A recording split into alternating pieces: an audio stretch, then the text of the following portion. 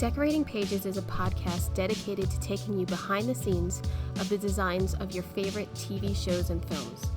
Each episode, I'll be sharing design stories from some of Hollywood's most famous sets. Interviews from set decorators, production designers, directors, and actors about creating the look of TV and film, about their design inspirations, and stories that take sets from page to screen.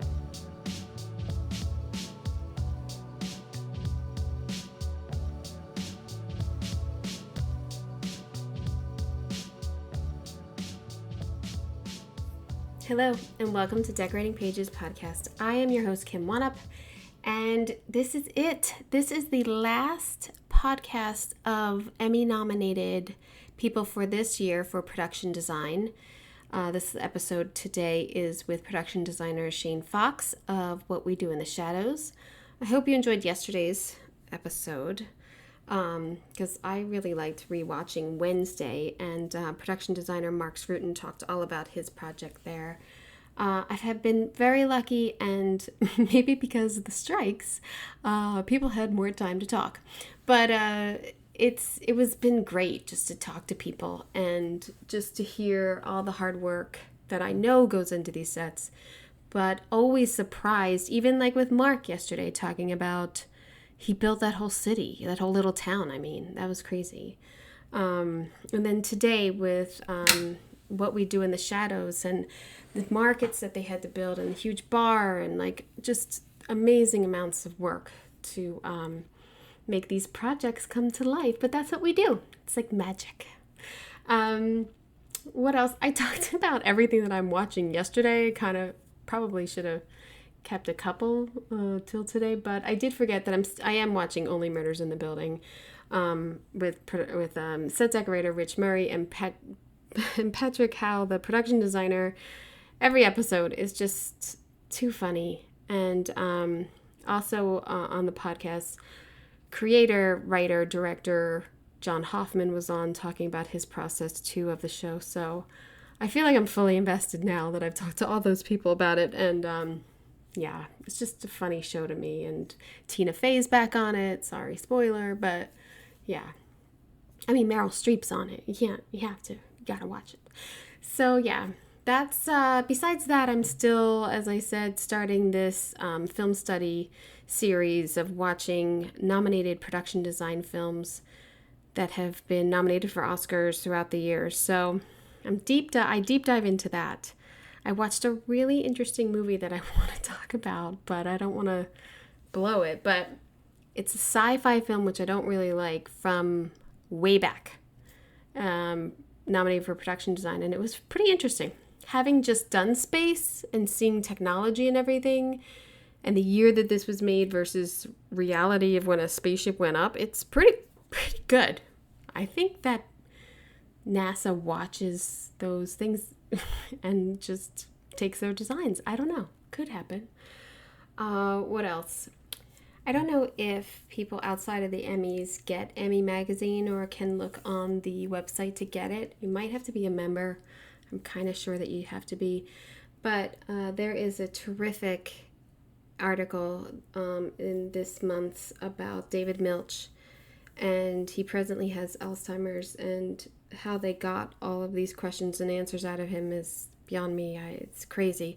But I did just read his book, Life's Work, which I talked about extensively on previous episodes, and I loved it, and it haunted me in a sense of just sadness and that this great mind is no longer really with us. So it's really just a kind of a sequel almost to the book, or a little, not ending because he's still alive. So, but if you get Emmy magazine, you're a David Milch fan, you should read that. It's in the, what is this? The Driving Force. Rosario Dawson is on the cover. I don't know. I feel like two magazines just came out like in the last week or something. I just got. Sometimes they're kind of sporadic sometimes, but especially during Emmy season, they come out more frequently. So yeah, it's a good one. On this episode, I speak with production designer Shayne Fox about her Emmy-nominated series, What We Do in the Shadows. Shayne has been with the show since the first season, but as the set decorator, and then moved up to production designer in this fourth season that they are nominated for. With the sets being so rich in patterns and textures, we discussed how she helped create these moods with furniture and then the design of the sets. Shayne also talks about the details of the vampire spaces, growing with the characters over the seasons, use of practicals and many candles to create spooky lighting mood, and also the blood. This Emmy-nominated designer also designs and sells wonderful, unique, and elegant hardware that she designs herself. So check out her website at Shayne Fox Design. Her pictures are there, and then there is a link to her hardware that she sells. It's amazing. So I hope you enjoy.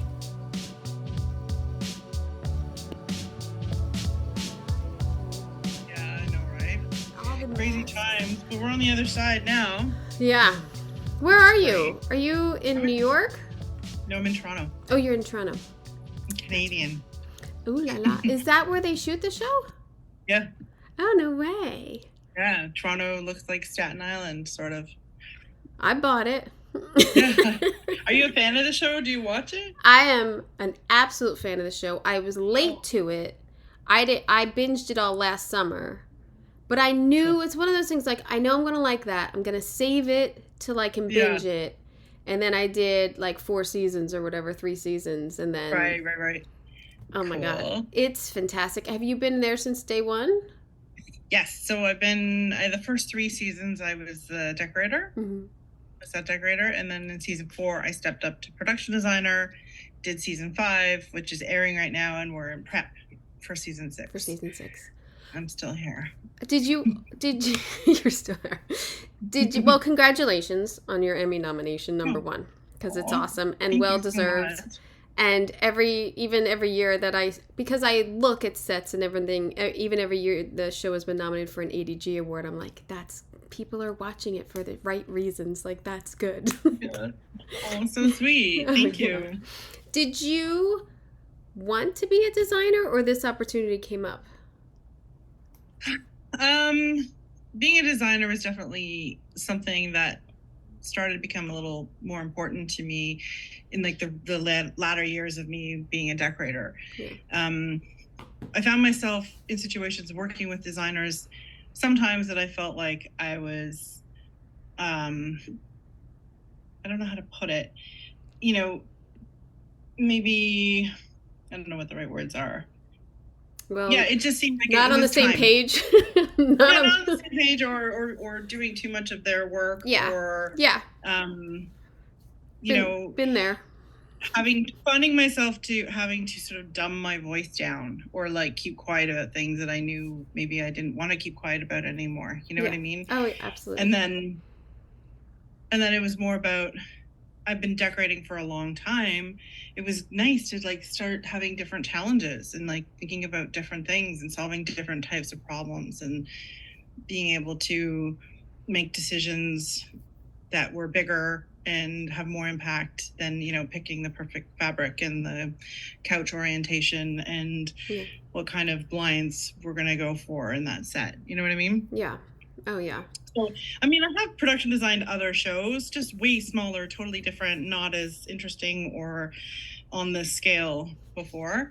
Yeah. So, and then a show that is so close to my heart, like this show, and, every tassel, every lampshade, every cushion is like something that I handpicked for the sets. It just felt like a proper extension, like it made sense to be put in that role. So did you let it be known, like, hey, if you leave, I would like to step up? Like, do you have that conversation? Not that, like, hey, I don't want you to leave, but, No, it didn't really happen that way. The previous designer, she had some life changes happen, and she was going to move on, and I guess they discussed who best to take the position, and I think out of loyalty and out of not wanting to bring in an unknown, they thought and asked me if I would take on that role. But someone knew that you would, like, They couldn't just. Yeah, Yeah, I yeah. guess. I mean, I never said, "Hey, I want that job." Oh, Those words never came out of my mouth. But it was COVID. It was the height of COVID, and that was at a point where our designer was not able to travel. So we're shooting in Toronto, and right. she was not able to be here. So I think inadvertently, I kind of, not that I did her job, but I became the point person Right. on the floor here because me and my team were here, and it just sort of, maybe that's a bit of how it came to be. Yeah. Did you find it hard then to hire a decorator and to trust a decorator? Because I think that would be Yeah, my that's so hardest funny. thing. I know.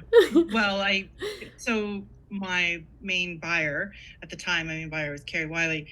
With the day they asked me if I would production design, I took her into the parking lot. I'm like, hey, they asked me to production design. Would you want to be the decorator?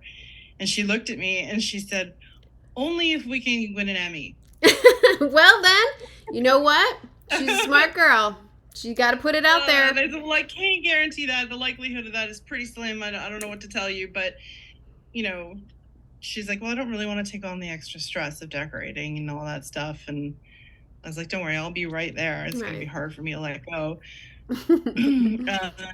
So I kind of convinced her, and that just meant we could keep the rest of the team intact. Yeah, yeah. You know, so if she moved up, then it was that we'd just replace her, and all of our lead set dressers and all the everybody else could stay in place. And Yeah. we really love each other. We're a very tight team, very tight crew. So it was really important that was a thing. Makes a difference. And they were all like, do it. And she's like, I don't know.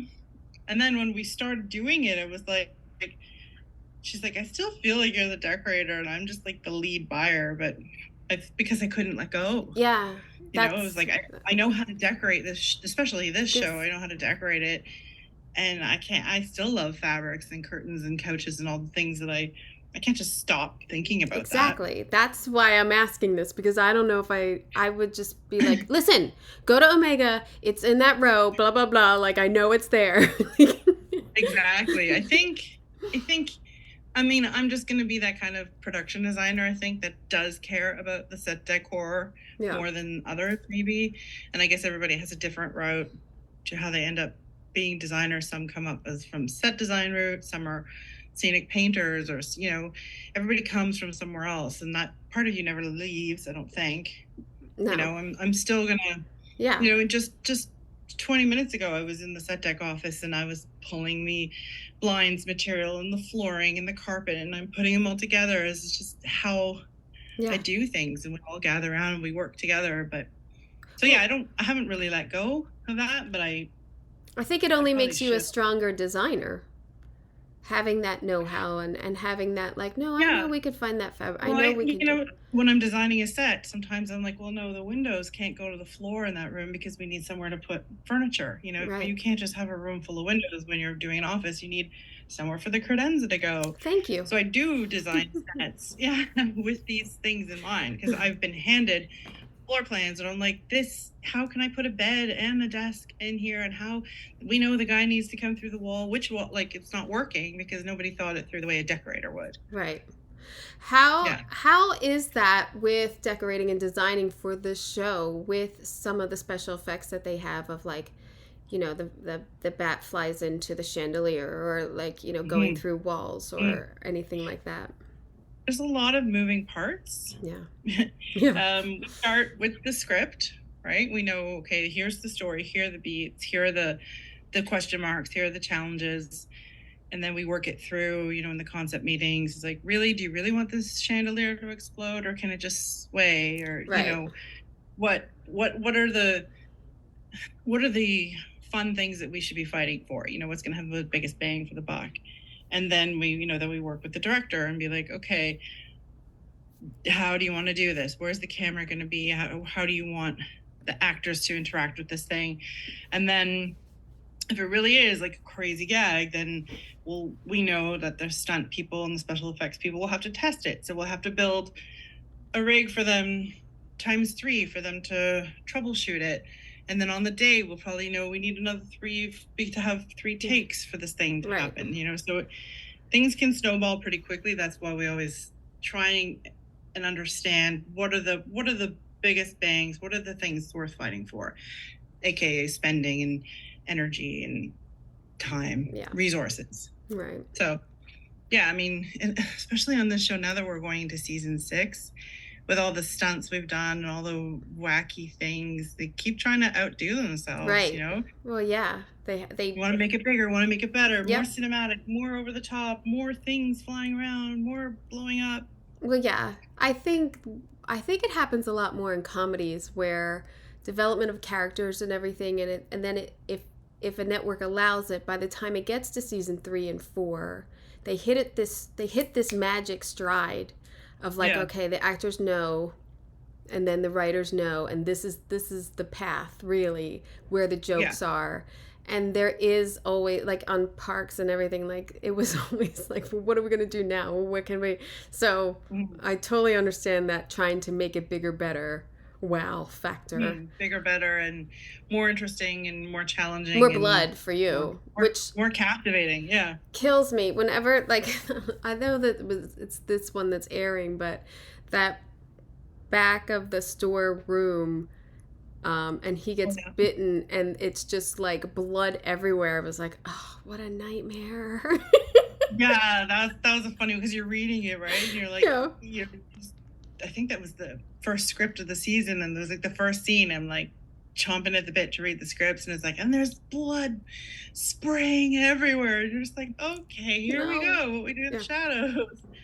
But we had to build that room, obviously, because you can't go to a location and spray blood everywhere. And in that case, we did the walls were like a fake drywall finish, so we just had layers of Toughback painted to look like drywall, so that we could quickly reset it if we had to. Same with the ceiling tiles, just pull them out, put in clean ones, and that's how we did that. Oh my god, so much blood. I know. I was like, oh, I hope they did this, but I know they didn't in one take. Like, but I know they didn't.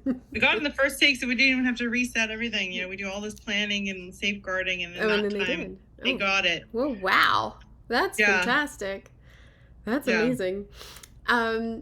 Having like watching the show and then looking at your website and seeing pictures of the sets, the show is so dark, but it has to be, and it's great. But some of the patterns and colors in the walls and the drapery or anything do get a little lost. So I would encourage people to look at your website, because you know what, I have to update my website. Well, it's like a few years old. The last 3 seasons, I don't even think are on there. But you know, you get busy, and the last thing you're doing is updating your website. But even like, you still see so much depth in like the tapestries, and my God, I'm so in love with all of the lampshades. I know, right? It's so much fun. Yeah, we dive into the details. Like, it's important to us to create like a really textured and layered environment. And I swear that sometimes when we give them a new set and they come in and they see all that detail, it's fun for us to see the reaction, but I think it also supports them in doing a good job themselves, because they believe where they are, you know, like, oh yeah, they're often like, wow, and like they pull me in and be like, what is that, you know? Oh, that's great, because some actors just think elves do it, and they walk in and then they just are oblivious, so it's nice to know. Yeah, well, they're focused on their own work, right? Like, I have done a bunch of coffins, and I know that it's me, but sometimes it's props, but like with like Anders' coffin and everything, and the design of that, was that designed or was that found, or like? Anders' coffin, that was created during the pilot, which was done in LA. So I didn't do the pilot, I came on after it. So that was, I think the lid is 3D printed, and it was just a box they built. It, yeah, like a lot of this stuff is custom because weird things happen to them and in them, you know. The vampires, though, each having their own room, and you being able to give them character in their own room. Is there a deep dive into vampire history here? You watching Bram Stoker's a lot, or? I've watched a lot of vampire shows. I have a lot of, you can see like behind me, I've got a bunch of vampire books that are just references.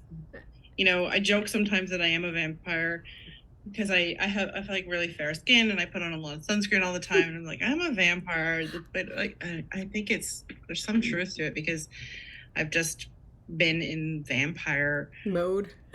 world, like we have weird conversations about vampires and what they can do and can't do, and you know yeah, vampire lore. And so yeah, first I've kind of haven't watched a vampire film in a little while, but I'm always looking for the next fun one to watch. I recently rewatched Bram Stoker's Dracula, the Coppola one from the 90s. Yeah. It does not hold up. Yeah.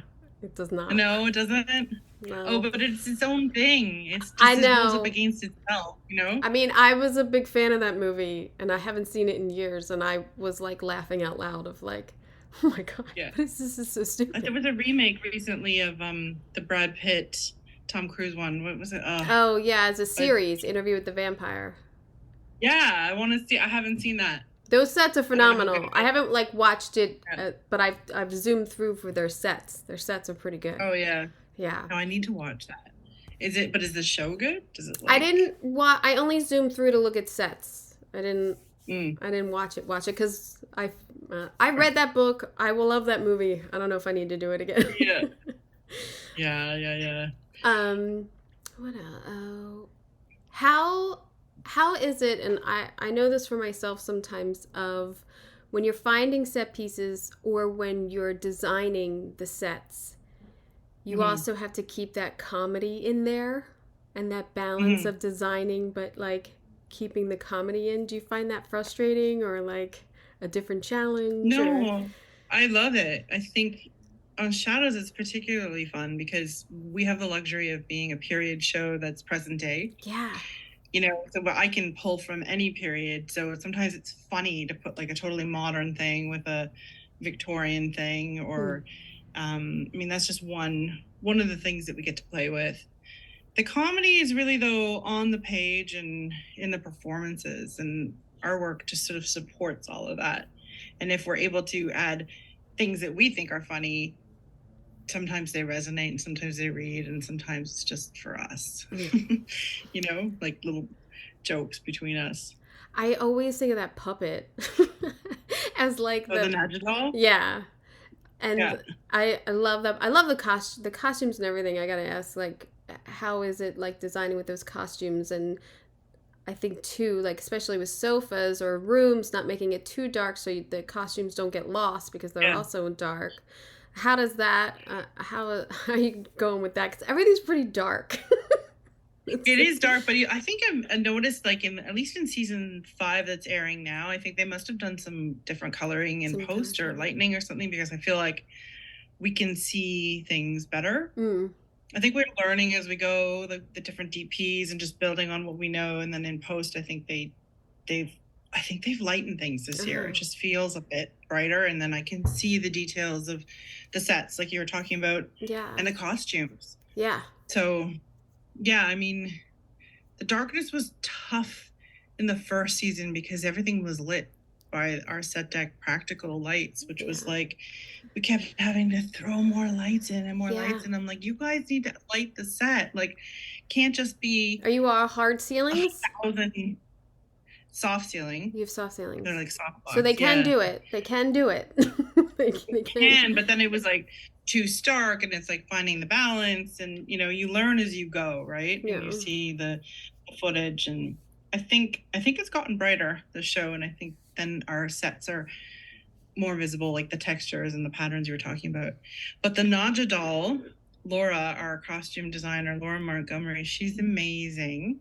And if you've noticed that Nadja and the doll are always wearing the matching outfits. Yes, I do. So often I go into the wardrobe area, which is just down the hall from me here, and there's a rack of the Nadja doll clothes.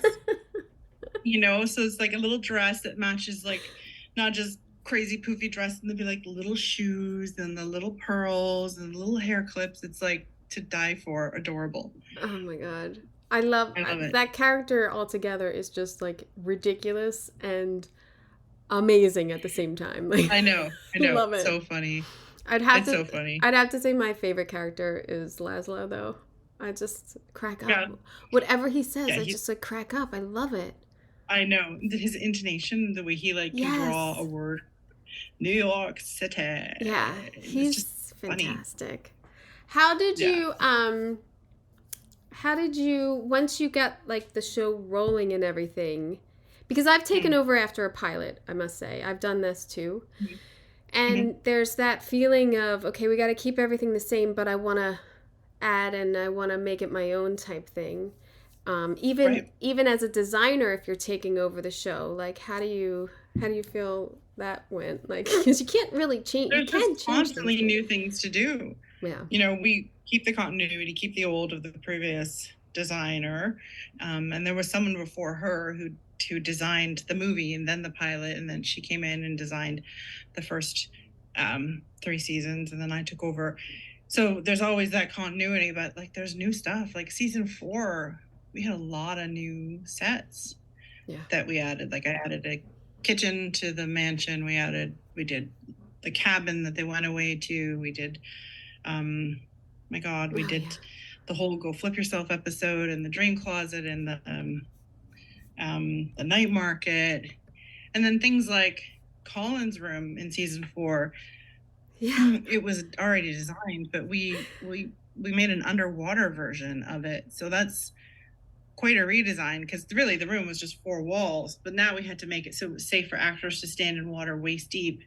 Right. And scenes and all of that was like a whole engineering task and was quite a lot of work, which I really enjoyed actually, because that's technical stuff that I haven't really done before. So it was like learning and figuring things out, and was really satisfying when it was done, because here we have a set that's underwater, and then we use that same set and that same rig for when Nandor and when Guillermo fall through the floor into water into the basement we're seeing in. Like we multi-purposed it.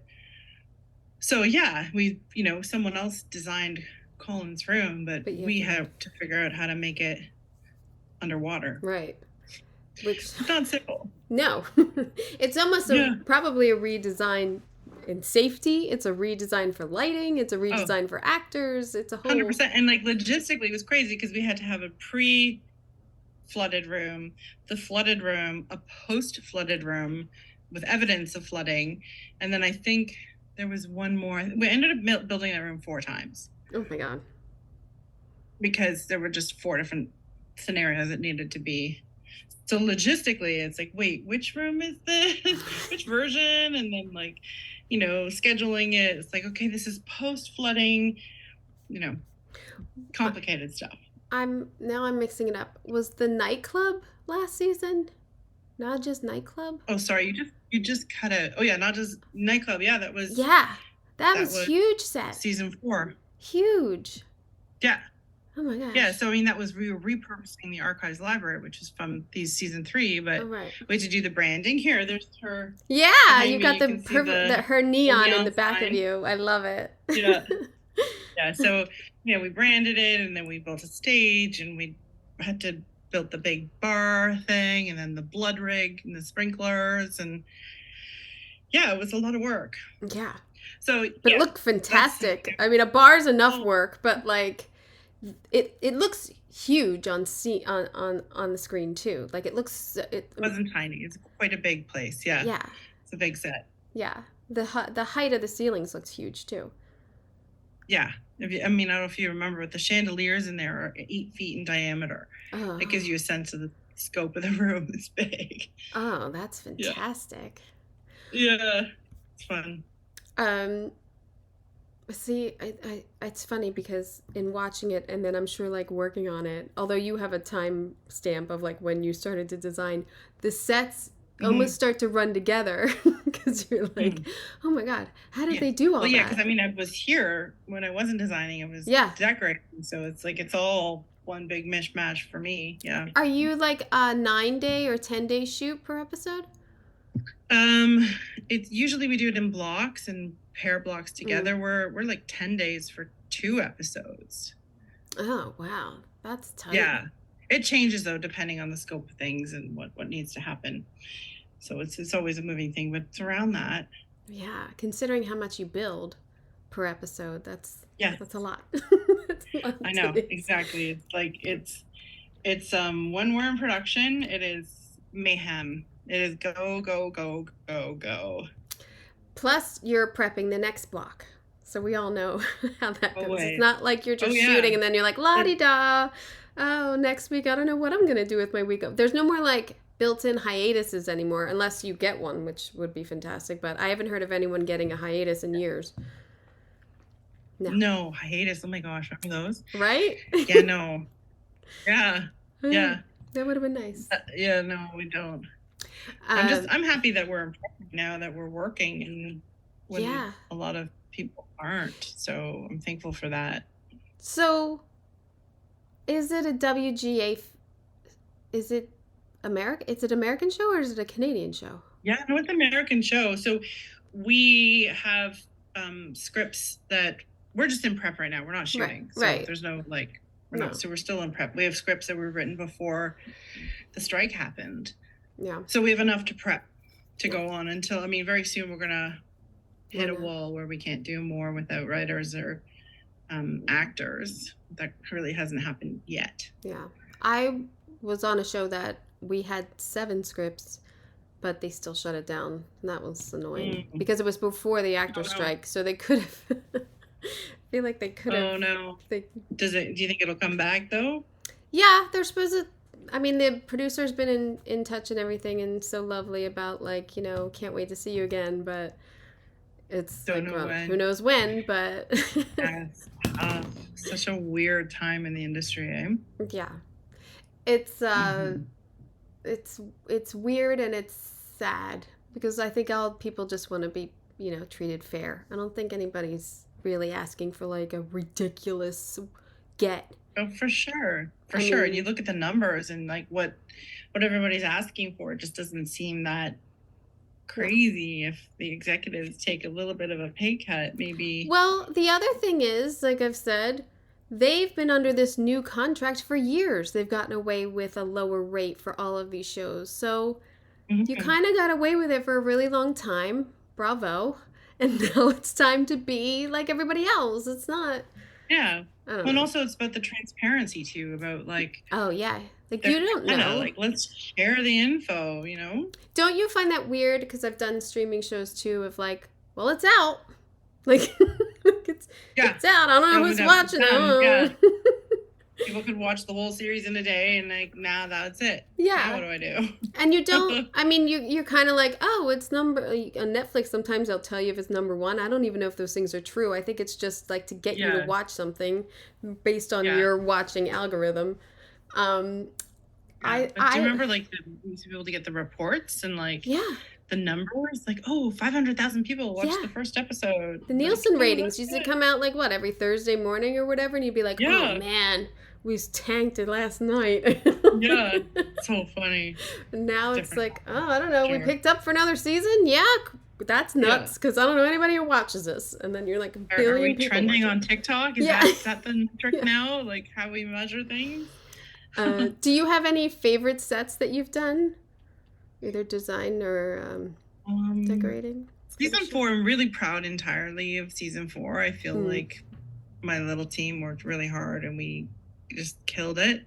I loved adding a kitchen to the mansion set. Yeah. That was very satisfying, even though, you know, vampires don't eat. Yeah. It still feels like the heart of the home. And we just needed that. So that was a fun one. Like I was saying, the technical stuff was really cool for me to figure all that out. I found that super interesting.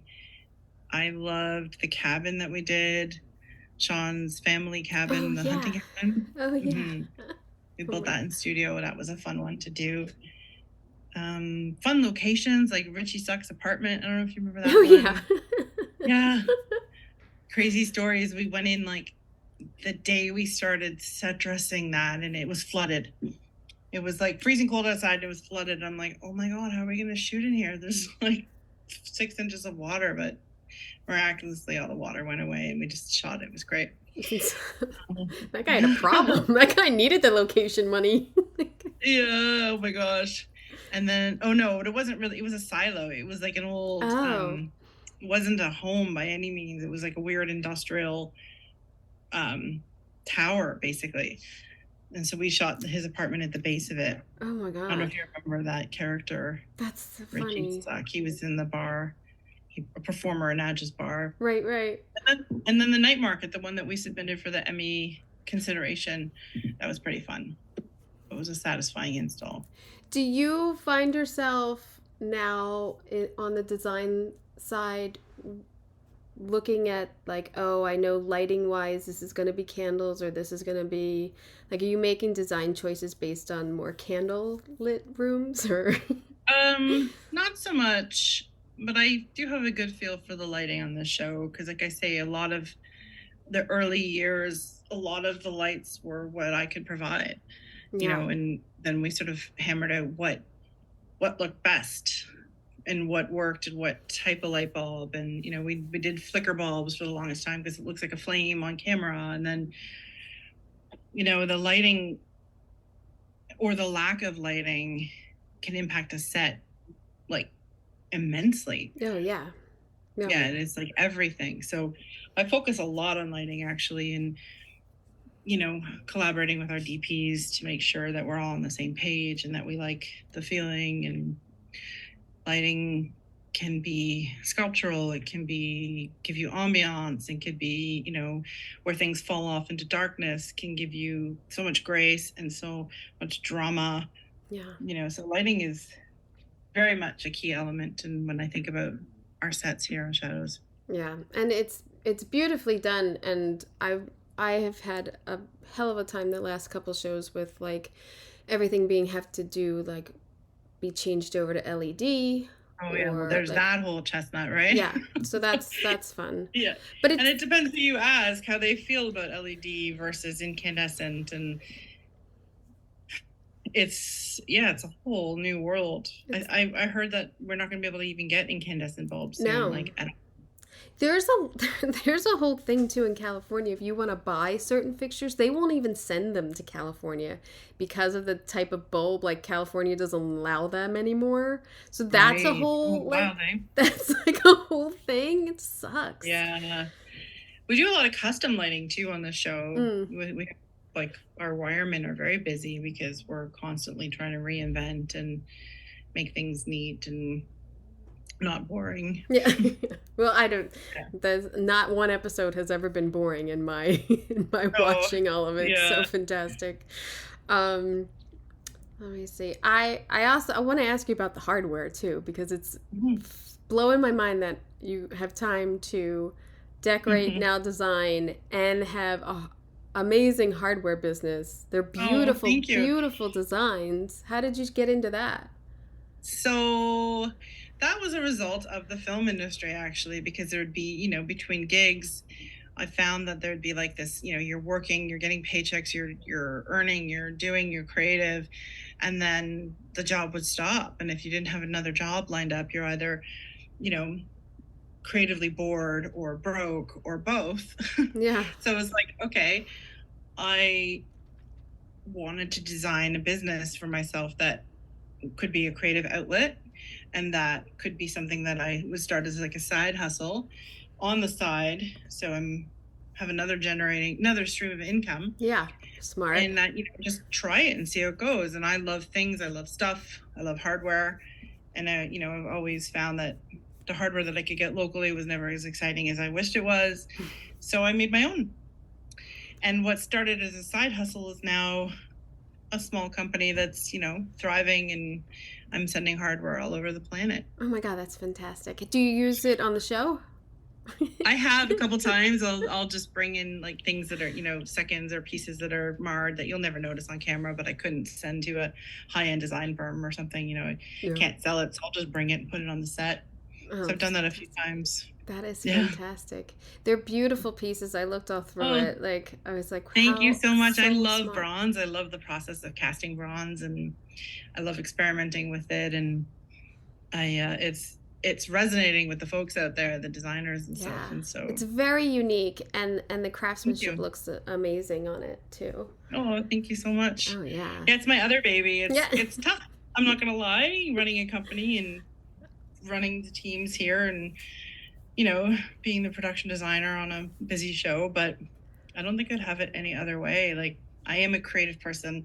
I need these outlets to feel like I'm alive. So I keep them going. People are like, "Oh, it's so nice you have the time off with your." I have twin boys, and I'm like, "Yeah, I love it." I was like, "What do you do?" And I'm like, "I keep myself really busy." Like, Yeah. I Oh don't have yeah. a day off really with the podcast and them and like everything. I'm Yeah. like, Oh, you have twins. How old are they? 4.5. They just went to Oh, school last week, so I oh really my like gosh, they're so at school cute. all day now, and I'm like, Yeah. wow, I really do have time to like do shit. Yeah. So That's amazing. yeah, Oh, I love it. it's been Love the amazing. little boys. I know they're the best. I'm glad. I love girls. I'm a girl, but I'm glad I had boys. Yeah. So- I have a little boy too, so I get it. I get the oh little boy thing. yeah, I don't know how Yeah. old. He's 12. 12. Oh, I can't take it. I just want them to stop. I Stop know growing. it's a weird one, like, growing up and when he's got his friends over and their voices have cracked and they're like, it sounds like teenagers in the house. I'm like, I'm not ready for this. No. I just got used to like being out of diapers or you know what I mean? Like it's just I time know. flies. Isn't it the best to bring them to set and get pictures? That must be an Yeah. amazing set to bring a kid to.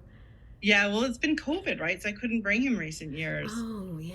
But I brought him here the other day during our prep here, and it was fun for him because our special effects guys came by and they were talking about blowing stuff up, and he's like, "Oh yeah, that's cool." And then, and then when I go home and talk about work, he's like, "Well, I feel like I know everybody there now. So tell me, what did so and so say?" Oh, that's awesome. Yeah. Oh, I'm gonna bring that's him back because he had a good time. I would It's cute. sneak. I usually will sneak mine onto the set on when we have to work a weekend and we're the only ones Right. there. Then I'm like, Yeah. okay, you can Aw. come. One time they helped do a little restaurant. They were putting the salt and pepper shakers on the tables. Yeah. They like loved it. I was like, oh, good. But you're not gonna do Yeah, I this. remember Like, when he was really little, I brought him to a set once and he opened the fridge and there was like fake food in there and he was like, Blown wow. away.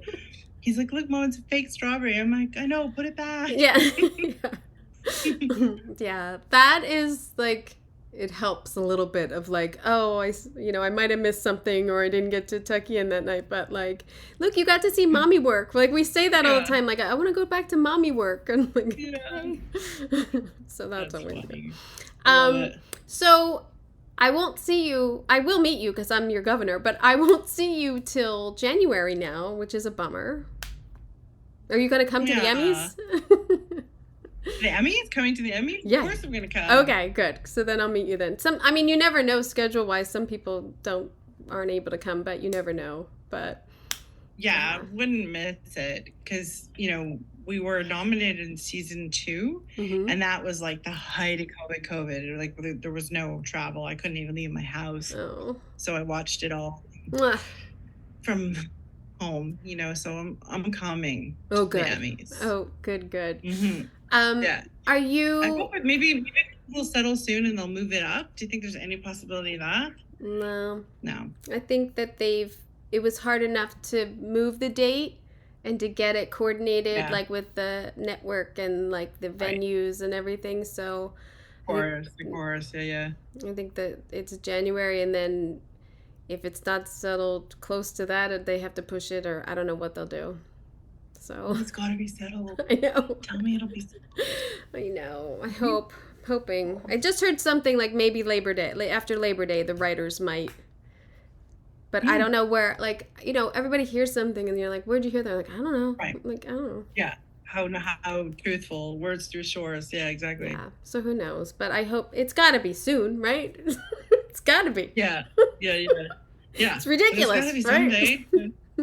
Yeah. Yeah. Can't go on for much longer. Are you watching anything, or have you seen anything lately that you find inspiring? I want to rewatch Peaky Blinders. I love that show. Oh, it's beautiful. I love the way it looks. I love the mood. I love the vibe. I love the acting. Another dark I love show. that show. Yeah. The dark show, yeah, Yeah. it's a vibe, and I can get sucked into it, and I really liked being there in that particular one.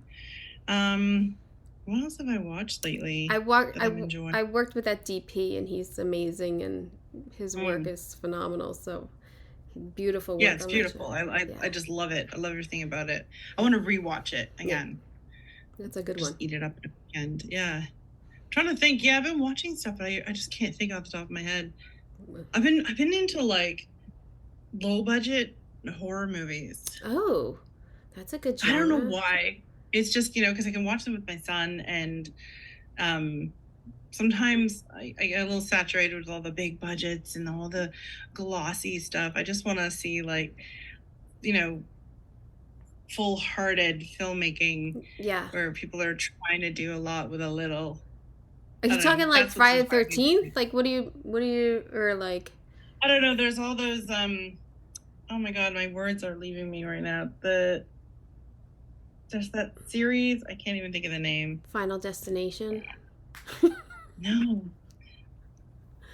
Wow, I'm getting old. I can't even think of the name of the I series say of that all the films I time, just like watched my with my son. vocabulary is gone. I don't know.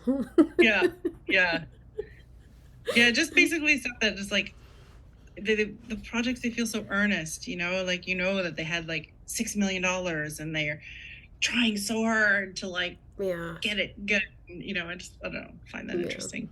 Well, and probably a little bit of research for you. Yeah, I guess. It's just stuff I can watch with my kid and get him excited about filmmaking, and then I'll say to him, like, how do you think they did that? Or what did you think of that scene? Or, were you scared there? Or Yeah. That's good. I'm going to remember that. That's a good bonding. That's a good bonding. So far, I've given I let them watch Ghostbusters, but I've taken out a couple parts, and then they love Sandlot. Right. So yeah, Ghostbusters. Remember, my kid loved that movie, like when he was really young. Like, I think we've seen it like 16 times or something ridiculous. Oh yeah, they love it. They play Venkman and I Got Slimed, and they like know lines already. I love it. Oh yeah, that's the best. Aww. Thank you so much for cutting out this time for me, and I'm sorry if I kind of stalked you on social media to get you.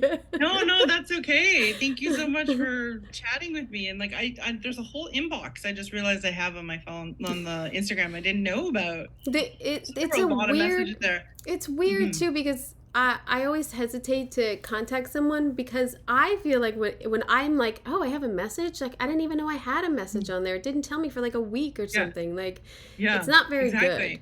There's a whole inbox that it's like you have to like say, yes, I want access to this inbox. Yeah. And there were a bunch of messages that some of them were really old, and I'm glad I saw your message. Yes, me too, because I'm a fan, and I'm also was totally intrigued how you moved up and like how you're handling it. Sounds like you're on point. So it sounds like thank you so much. I'm excited to meet you eventually, and so excited to see another season of the show. So well, there's a few episodes left of season 5 that haven't aired yet, so there's some fun stuff coming up. And season 6 is looking like it's gonna be a rip-roaring good time. There's some crazy stuff that happens. Oh, I can't wait. I love it. So thank you, and I will see you soon. I owe you a drink. Okay, awesome. It was so nice to speak with her, and I kind of stalked her on social media to see if she wanted to do the podcast, so I'm glad that she responded, because I really do love the show, and I'm so mad I forgot to ask her about that theme song. Oh, God, I love that theme song. The first time I like binged this series, it was in my head for days and days. I love it. So I forgot to ask her about that. But, well, good luck to everyone. Good luck to everyone who is nominated. Emmy voting ends on August 28th. So there's many nominees to listen to. And if you are not a voter, you can still listen to all of these wonderful people talk about how creative they are in TV. The Creative Emmys will be January 6th and 7th. So even though voting ends next week, the Emmys have been pushed due to the writer's strike. So the Creative Emmys also have been pushed till early next year. Bummer. So, let's talk about next week. Next episode is production designer Liz Bischoff, who is this gem of a little show, which is from Canada and then now is on the CW. They have it online. I was very confused, but production designer Liz Bischoff talks about this show called Son of a Cringe. It is basically like the Wonder Years, but it's in Newfoundland, and it's a crazy little town set in the 80s. It's kind of like the Wonder Years-ish. And Malcolm McDowell plays this grouchy old grandpa, which is kind of funny. And he shares a bedroom with his, like, I don't know if he's 8 or 10-year-old grandson. So comedy ensues. So I hope you got an earful. I'm Kim One Up for Decorating Pages. Welcome to Pro Tips for the Pros, brought to you by Floor & Decor Bailey's Crossroads. In this series, we'll explore essential advice for professional contractors to deliver outstanding renovation results. Let's dive in. Before starting any renovation project, take the time to plan meticulously. Assess the customer's needs, budget, and timeline to ensure a smooth and successful renovation process. Thank you for joining us for this pro tip on planning thorough renovations. Stay tuned for more expert advice brought to you by Floor & Decor Bailey's Crossroads. A lot of people tolerate ordinary. Ordinary bathrooms, kitchens, entryways. Well, not on your watch. If you're a pro, you've got a new partner in town. Floor & Decor. From tile to wood to stone, Floor & Decor has more styles and job lot quantities of Schluter, Mapei, Laticrete, and other brands pros trust. Come see a whole new way to wow with Floor & Decor. Coming soon to Bailey's Crossroads.